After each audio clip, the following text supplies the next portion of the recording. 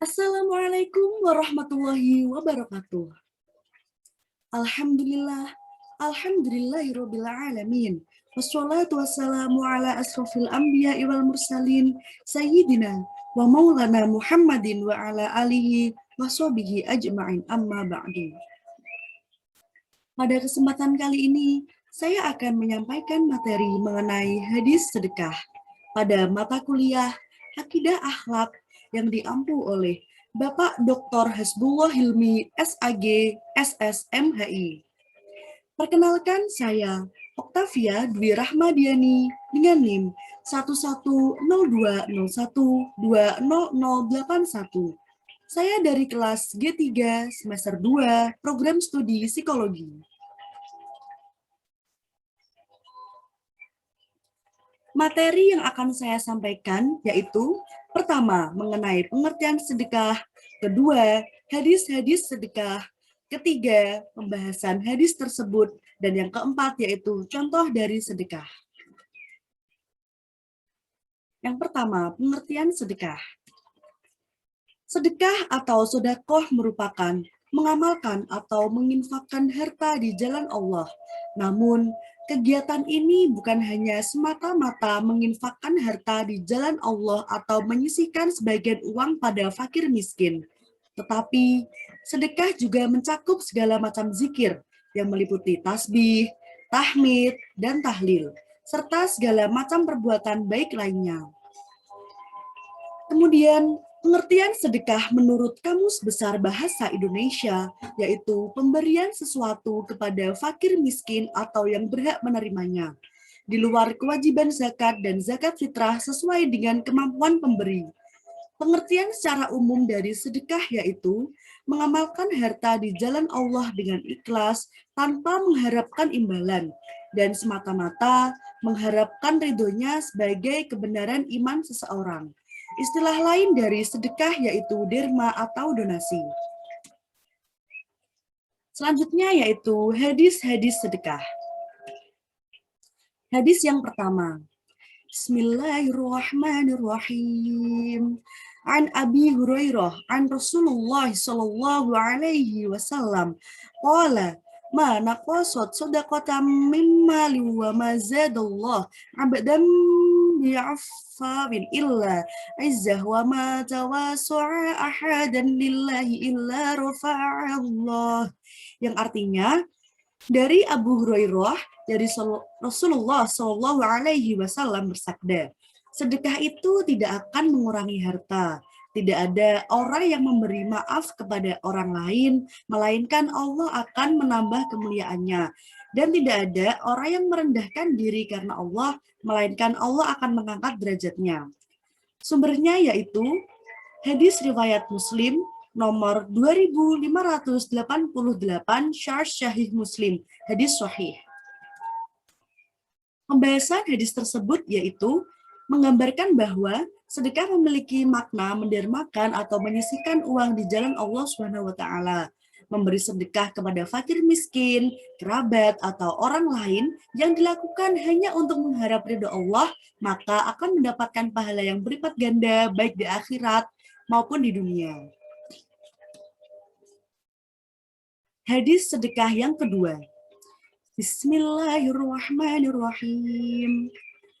An Adi buni Hatimi qala Nabi sallallahu alaihi wasallam Naqulna thumma a'rada wa asyaha thumma qala atakuffara thumma a'rada wa asyaha salatan hatta dhananna unnahu yanzuru ilaiha thumma qalat takun nar walau bisyiq samaratin faman yajid fabi kalimatin thayyibah. Yang artinya, dari Adi bin Hatim mengatakan, Nabi Shallallahu Alaihi Wasallam bersabda, jagalah diri kalian dari api neraka sekalipun hanya dengan sebiji kurma. Kemudian beliau berpaling dan menyingkir. Kemudian beliau bersabda lagi, jagalah diri kalian dari neraka. Kemudian beliau berpaling dan menyingkir 3 kali, hingga kami beranggapan bahwa beliau melihat neraka itu sendiri. Selanjutnya beliau bersabda, jagalah diri kalian dari neraka sekalipun hanya dengan sebiji kurma.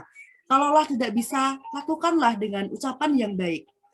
Sumber hadis tersebut yaitu hadis riwayat Bukhari, nomor 6539 Fathul Bari, hadis sahih. Pembahasan hadis tersebut menjelaskan bahwa orang yang bersedekah akan dijaga dari siksa api neraka, walaupun sedekahnya hanya dengan sebiji kurma. Jika tidak bisa bersedekah dengan materi, sedekahlah dengan mengucapkan perkataan-perkataan yang baik. Hadis sedekah yang ketiga. Bismillahirrahmanirrahim. An Abi Hurairah radhiyallahu anhu annan Nabi sallallahu alaihi wasallam qala ma min yaumi yusbihul ibadu fihi illa malakani yanzilani fayaqulu ahaduhuma lahumma a'ti manufiqa khalafa wa yaqulul akharu lahumma u'ti mumsika tahlafa, yang artinya dari Abu Hurairah radhiyallahu anhu bahwa Nabi Shallallahu alaihi wasallam bersabda, tidak ada suatu hari pun ketika seorang hamba melewati paginya kecuali akan turun atau datang 2 malaikat kepadanya, lalu salah satunya berkata, ya Allah, berikanlah pengganti bagi siapa yang menafkahkan hartanya. Sedangkan yang satunya lagi berkata, ya Allah, berikanlah kehancuran atau kebinasaan kepada orang yang menahan hartanya atau bakhil. Sumber hadis tersebut yaitu hadis riwayat Bukhari nomor 1442 Fathul Bari, hadis sahih. Pembahasan hadis tersebut yaitu seseorang yang bersedekah dengan ikhlas di jalan Allah akan diberikan kemudahan dan ganti yang lebih baik untuk sedekahnya. Sedangkan seseorang yang enggan untuk bersedekah akan diberikan kebinasaan. Selanjutnya yaitu pembahasan mengenai hadis sedekah, yaitu keutamaan-keutamaannya. Berdasarkan hadis-hadis tersebut, sedekah memiliki banyak keutamaan. Di antaranya, yang pertama, orang yang bersedekah dengan ikhlas akan mendapatkan perlindungan dan naungan arsy di hari kiamat. Kedua, sebagai obat bagi berbagai macam penyakit, baik penyakit jasmani maupun rohani. Ketiga, Allah akan melipat gandakan pahala orang yang bersedekah. Hal ini ada di dalam Quran Surat Al-Baqarah ayat 245. Keempat, sedekah merupakan indikasi kebenaran iman seseorang. Kelima, sebagai penghapus kesalahan. Keenam, sedekah merupakan pembersih harta dan mensucikannya dari kotoran. Ketujuh, sedekah juga merupakan tanda ketakwaan. Hal ini terdapat dalam Quran Surat Al-Baqarah ayat 2 hingga ayat 3. Kedelapan, sedekah adalah perisai dari neraka. Kesembilan, sebagai pelindung di padang mahsyar. Dan yang terakhir, orang yang bersedekah termasuk ke dalam 7 orang yang dinaungi di akhirat kelak. Selanjutnya yaitu contoh sedekah. Pertama, membangun masjid.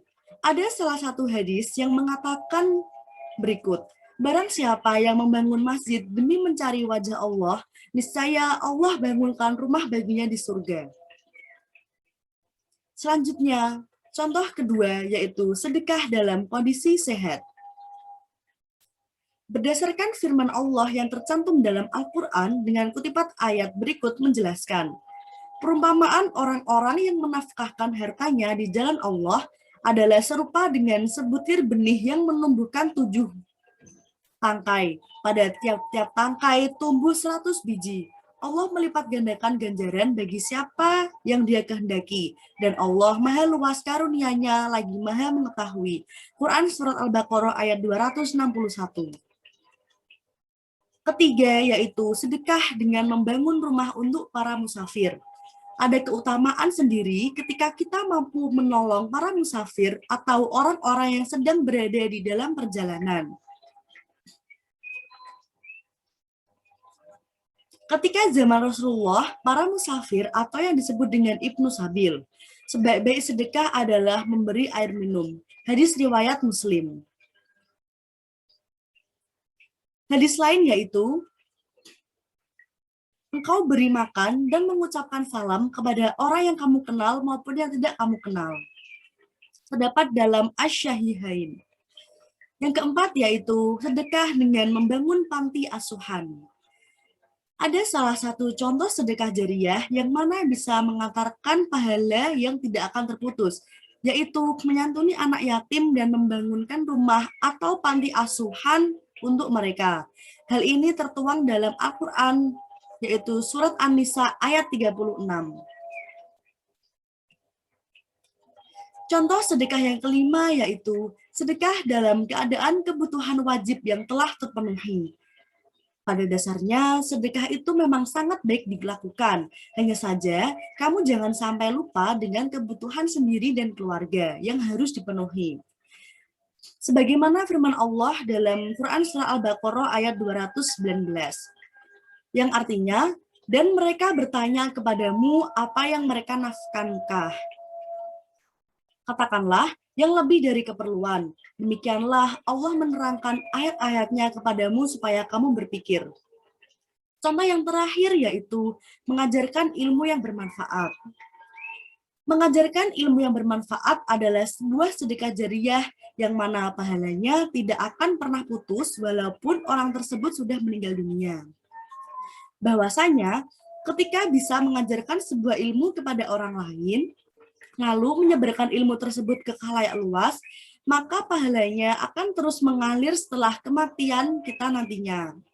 Pasalnya, ilmu ini sifatnya menyebar dan bisa meluas. Apalagi ketika orang yang diajarkan merasa ilmu tersebut berguna, lalu digunakan untuk kebaikan dan disebarkan kembali pada orang lain. Tentu pahala adalah jaminan bagi orang yang sudah rela mengajarkannya. Contoh yang utama yaitu mewariskan Al-Quran. Mushaf Al-Quran yang diwariskan kepada orang lain merupakan bentuk sedekah jariah. Setiap ada orang lain yang membacanya, maka selama itu pula pahalanya akan tetap mengalir secara terus-menerus meskipun dirinya sudah mengalami kematian. Bahkan nantinya Al-Quran inilah yang bisa menaungi dan menyelamatkan dirinya di akhirat kelak. Terdapat hadis riwayat Ibnu Majah, hadis Sahih At-Targhib, yaitu sesungguhnya termasuk amalan dan kebaikan orang mukmin yang masih mengalir pasca kematiannya adalah ilmu yang diajarkan dan disebarkannya, anak solih yang ditinggalkannya, atau mushaf Al-Quran yang diwariskannya, atau masjid yang dibangunnya, atau rumah singgah bagi para musafir yang dibangunnya, atau sungai yang dialirkannya, atau sedekah yang dikeluarkan dari hartanya saat sehatnya dan di masa hidupnya. Semua itu masih mengalir kepadanya pasca kematiannya. Hadis riwayat Ibnu Majah. Sekian presentasi dari saya. Mohon maaf apabila ada salah dan kekurangan. Billahi taufik wal hidayah. Wassalamualaikum warahmatullahi wabarakatuh.